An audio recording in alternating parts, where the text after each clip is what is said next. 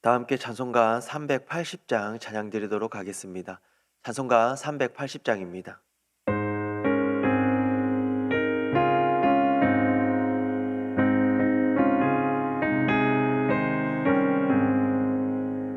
나의 생명 되신 주님 앞에 나아갑니다. 주의 흘린 보혈로 정케하사 받아주소서.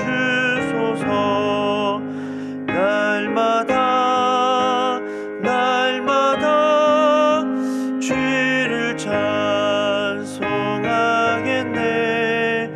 주의 사랑 줄로서 나를 굳게 잡아 매소서. 괴로운 세상 지날 때 나를 인도하여 주소서.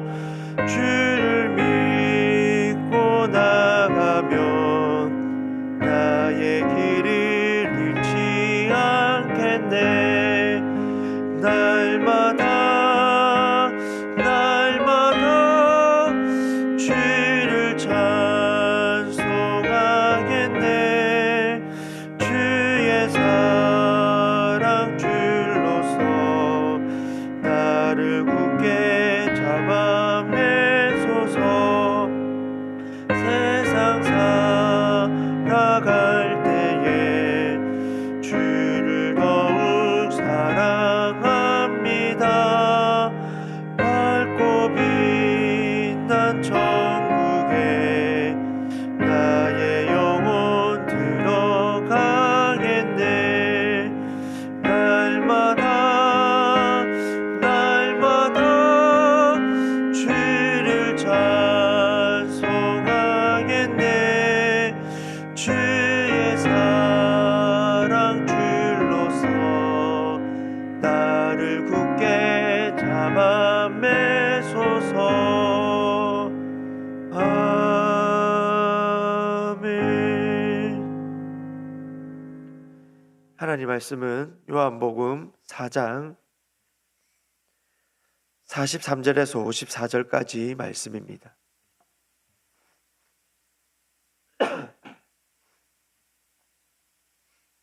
요한복음 4장 43절에서 54절까지 말씀,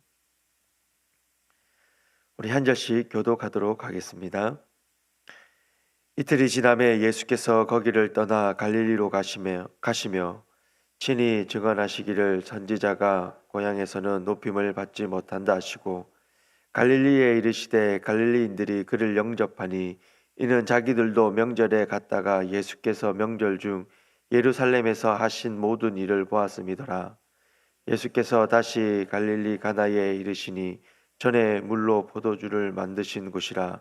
왕의 신하가 있어 그의 아들이 가버나움에서 병이 들었더니 그가 예수께서 유대로부터 갈릴리로 오셨다는 것을 듣고 가서 청하되 내려오소서 내 아들의 병을 고쳐 주소서 하니 그가 거의 죽게 되었음이라. 예수께서 이르시되 너희는 표적과 기사를 보지 못하면 도무지 믿지 아니하리라. 신하가 이르되 주여 내 아이가 죽기 직전에 내려오셔서. 예수께서 이르시되 가라 내 아들이 살아있다 하시니 그 사람이 예수께서 하신 말씀을 믿고 가더니 내려가는 길에서 그 종들이 오다가 만나서 아이가 살아있다 하거늘 그 낫기 시작한 때를 물은즉 어제 7시에 열기가 떨어졌나이다 하는지라. 그의 아버지가 예수께서 내 아들이 살아있다 말씀하신 그때인 줄 알고 자기와 그 온 집안이 다 믿으니라. 이것은 예수께서 유대에서 갈릴리로 오신 후에 행하신 두 번째 기적이니라. 아멘. 우리는 위기의 순간에 가장 솔직해지는 듯합니다. 평소에는 괜찮다, 아무 문제가 없습니다 라고 말을 하지만 정말로 무너지기 직전까지 위기의 순간이 오게 되면 사람들은 주님 이번만 살려주십시오. 주님 제발 도와주십시오. 라는 기도가 절로 나옵니다. 오늘 본문도 그 절박함에서 시작합니다. 한 왕의 신하가 예수님께 나옵니다.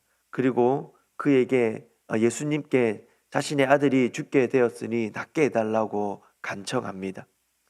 지금 이 사람에게 있어서 신앙은 이론이 아니라 생존의 문제입니다. 그런데 예수님은 이 왕의 신하의 간청을 듣고 단번에 그래 내가 가서 고쳐주마라고 말씀하지 않으십니다. 오히려 너희는 표적과 기사를 보지 못하면 도무지 믿지 아니하리라 라고 말씀합니다. 굉장히 냉정하고 거절하는 말처럼 들리지만 사실은 이 말씀은 냉정한 거절이 아니라 믿음을 더 깊은 자리로 옮기시는 예수님의 말씀이다라고 할 수 있습니다. 주님은 우리가 기적을 믿는 사람이 아니라 말씀을 믿는 사람이 되기를 원하십니다. 본문은 한 아이의 치유 사건이기도 하지만 동시에 한 사람의 믿음이 표적을 의존하는 것에서 말씀의 순종으로 자라가는 과정을 보여주는 것이다 라고 할 수 있습니다. 그리고 그 믿음이 결국 한 가정의 전체를 살리는 이야기임을 우리에게 보여주고 있습니다. 성도 여러분, 절박함은 믿음의 시작이 될 수는 있지만 믿음의 기준이 되지는 못합니다. 갈릴리 사람들이 예수님을 영접한다라고 말씀을 시작합니다. 영접하는 이유가 무엇입니까? 예루살렘에서 예수님께서 행하신 일을 보았기 때문입니다. 다시 말해서 사람들의 관심은 예수님 자체에 있지 않고 예수님께서 행하신 일에 있습니다. 그래서 주님은 이렇게 말씀합니다. 선지자가 고향에서는 높임을 받지 못한다라고 말씀합니다. 이 말씀처럼 사람들의 믿음이 쉽게 보이는 것에 묶이는 현실을 그들의 마음을 예수님께서는 드러내고 있으십니다. 그때 한 왕의 신하가 찾아옵니다. 그는 예수님께 내려오셔서 내 아들을 고쳐주십시오라고 간청합니다. 그는 예수님의 능력을 믿었습니다. 하지만 아직 그의 믿음에는 조건이 붙어 있습니다. 예수님이 여기 오셔야 합니다. 내가 원하는 방식으로 개입해 주셔야 합니다. 라는 조건이 붙어 있습니다. 성도 여러분, 우리도 비슷하지 않습니까? 문제 앞에서 기도하는 것은 당연합니다. 하나님께 매달리는 것, 절박함이 믿음의 출발이 될 수 있습니다. 그러나 그 출발은 내 방식의 요구로 끝난다면 그 믿음은 자라나지 못할 것입니다. 이렇게 해주시면 믿겠습니다. 주님, 이번만 살려주시면, 이번만 도와주시면 더 잘 믿겠습니다. 라고 기도할 때가 종종 있습니다. 그러나 반대로 이야기하면 이렇게 안 해주시면 안 믿겠습니다. 믿지 않겠습니다. 로 쉽게 무너질 수 있는 우리의 기도의 모습을 보게 됩니다. 그래서 주님께서는 표적과 기사를 보지 못하면 도무지 믿지 아니하리라 라고 말씀합니다. 이것은 표적 자체를 부정하시는 말씀이 아닙니다.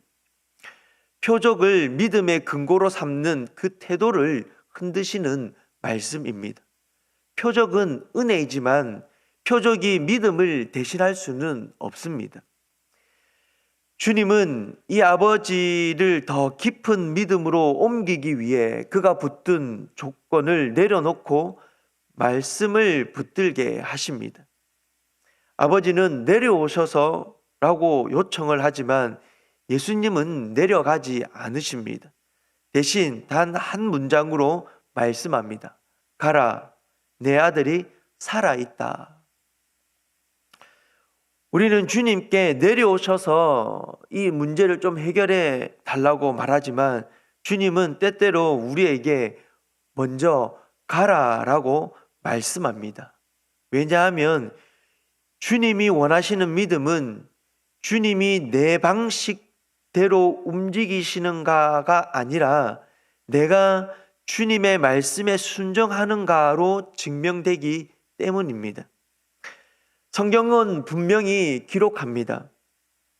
그 사람이 예수님께 하신 말씀, 예수께서 하신 말씀을 믿고 가더니라고 말합니다. 이 왕의 신하는 아직 결과를 보지 못했습니다. 아이가 정말 살아났는지 확인하지 못했습니다. 그런데도 그는 말씀을 믿고 돌아갑니다. 이것이 바로 믿음입니다. 믿음은 감정의 고조가 아니라 말씀을 신뢰하며 걸어가는 순종입니다. 주님은 그를 확인의 자리에서 떼어내어 순종의 길로 가게 만드시고 세워 가셨습니다. 성도 여러분, 믿음이 자라가는 순간이 언제입니까? 응답을 받았을 때만이 아니라 오히려 응답을 아직 확인하지 못했을 때에, 하지만 말씀 때문에 걸어갈 때에 믿음은 자라갑니다. 그 믿음은 더 크게 자라갈 수 있습니다. 보이는 증거가 없는 그런 구간, 내 마음이 아직도 여전히 불안한 그 순간, 이해가 되지 않는 순간, 그 순간에 말씀 하나 붙들고 한 걸음 한 걸음 순종의 발걸음을 걸어갈 때에, 그때에 우리의 믿음이 더 성숙해집니다. 그리고 주님은 그 믿음을 결코 허공에 던져버리지 않으십니다. 그 다음 이 간청하는 이유의 장면을 그 다음 장면에 보시면 말씀이 진리를 실제의 사건으로 확인시켜 주는 것을 보게 됩니다. 그가 내려가는 길에 종들을 만나게 됩니다. 아이가 살아 있다라고 종들이 말을 합니다. 그는 시간을 묻습니다. 그러자 종들이 대답합니다. 어제 7시에 열기가 떨어졌다라고 말합니다. 성경은 결론을 내립니다. 아버지가 예수께서 내 아들이 살아있다 말씀하신 그때인 줄 알고 자기와 온 집안이 다 믿으니라 라고 말씀합니다. 여기서 우리는 믿음의 아름다운 열매를 보게 됩니다. 그 첫 번째 열매는 바로 예수님의 말씀은 위로의 말을 넘어 생명을 일으키는 권세의 열매가 된다라는 것입니다. 예수님이 말씀하시는 시간과 아이의 회복이 그 시간이 정확히 맞아 떨어집니다. 이것은 우연이 아니라 말씀의 권세를 드러내는 증거입니다. 주님의 말씀은 좋은 말이 아니라 생명을 일으키는 권능이 된다라는 것을 기억하시기를 바랍니다. 또 다른 열매는 바로 가정의 구원입니다. 아버지 한 사람의 믿음이 온 집안으로 흘러갔습니다. 왜냐하면 이 믿음은 단순히 기적을 구경한 믿음이 아니라 말씀을 붙들고 순종한 믿음이었기 때문입니다. 그래서 표적이 믿음의 주인이 된 것이 아니라 말씀이 믿음의 주인이 되었습니다. 지금 이 왕의 그 믿음의 근거는 표적이 아닙니다. 주님의 말씀인 것이지요. 그 집은 사건이 있어야 믿는 집이 아니라 말씀 때문에 믿는 집으로 서게 됩니다. 성도 여러분, 오늘 주님은 우리에게도 말씀하십니다. 가라. 그 말은 우리의 기도에 예수님께서 듣기 싫다, 거절한다 이런 뜻이 아닙니다. 이 말은 거절의 말이 아니라 믿음의 초대가 되는 말이다라고 할 수 있겠습니다. 내가 이미 일하고 있다라는 선언인 것입니다.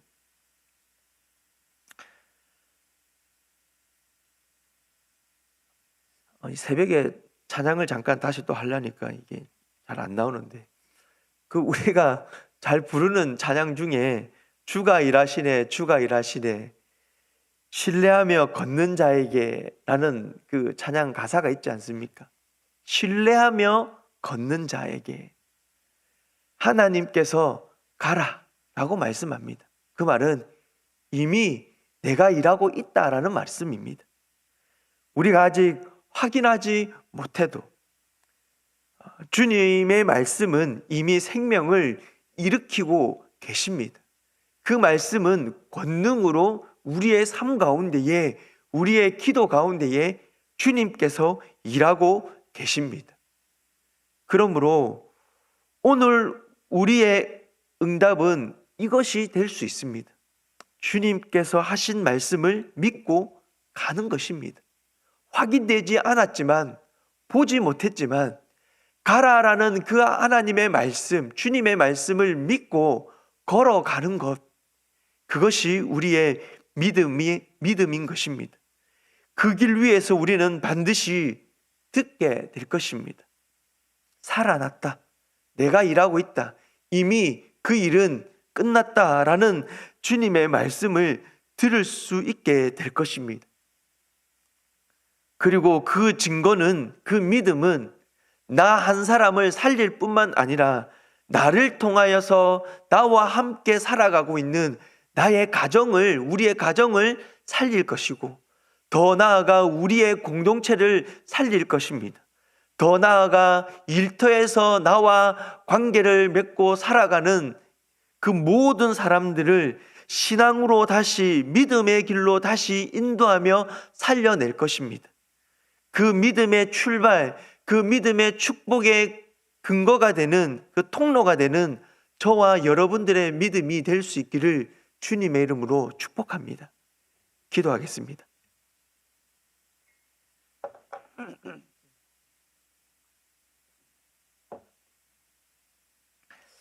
주님 은혜를 감사합니다. 오늘 본문의 말씀 앞에 우리의 믿음을 점검해 보게 됩니다. 눈에 보이는 표적과 결과에 매달려 있는 믿음인지, 주님의 말씀을 온전히 순종하며 살아가는 믿음인지, 하나님 우리의 믿음을 돌아보게 하여 주시고 우리의 믿음이 여전히 조건이 붙어 있는 믿음이라면 하나님 우리를 긍휼히 여겨 주시옵소서. 그리고 우리의 믿음을 더욱더 굳건히 세워 주시옵소서. 가라 내 아들이 살아있다라는 그 주님의 말씀 앞에 순종하며 돌아섰던 그 믿음처럼 우리 또한 그런 믿음으로 하나님 우리의 삶 가운데에 하나님 여전히 불안하고 여전히 흔들리는 상황 가운데 있지만 가라 내 아들이 살아있다라는 말씀을 믿고 돌아섰던 것처럼 우리도 그렇게 돌아서 그 삶의 현장으로 그 어려운 문제 앞에 하나님 우리가 돌아갈 수 있도록 도와주시옵소서. 아직 확인되지 않은 문제이지만 아직 해결되지 않은 상황이지만 그 말씀을 듣고 그 문제 앞으로 다시 돌아갔을 때에 주께서 해결하여 주시고 주께서 그 문제 앞에 나를 회복시켜 주시는 그 은혜를 경험케 하여 주시옵소서. 조급함 대신 기다릴 줄 아는 자가 되게 하여 주시옵소서. 또한 하나님 간절히 소망하고 바라는 것은 우리의 이 주께서 주신 이 믿음이 축복의 통로가 되게 하여 주시옵소서. 우리의 가정을 살리고 나와 함께하고 있는 그 사람들을 살리는 하나님 축복의 통로가 되게 하여 주시옵소서. 살아계신 아버지 하나님, 오늘도 귀한 하루를 주시니 감사합니다. 이 주신 하루 가운데에 하나님께서 은혜를 베풀어 주셔서 하나님 주신 이 삶 가운데에 한 사람의 그리스도인으로서 온전히 살아갈 수 있도록 주께서 은혜를 덧입혀 주시옵소서. 특별히 오늘 저녁에는 부흥 어게인이 있습니다. 하나님 말씀이 있고 찬양이 있고 은혜가 있는 이 자리 가운데에 많은 성도들이 함께 나와 주님의 이름을 부르짖고 기도하며 나아갈 수 있도록 주님 도와주시옵소서. 기도 가운데에, 말씀 가운데에, 찬양 가운데에 우리의 믿음을 더욱더 세워주시고, 아버지 하나님 기도에 응답이 있게 하여 주시며, 하나님 마음 가운데 위로가 있게 하여 주시고, 기도에 대한 확신과 말씀에 대한 확신이 아버지 하나님 이 기도의 시간 가운데 있을 수 있도록 주님 도와주시옵소서. 하나님, 오늘 주신 이 귀한 하루의 삶 가운데에 한 사람의 그리스도인으로서 부끄럽지 않는 삶을 살아갈 수 있도록 주님 역사하여 주시옵소서. 예수님의 이름으로 기도드립니다. 아멘.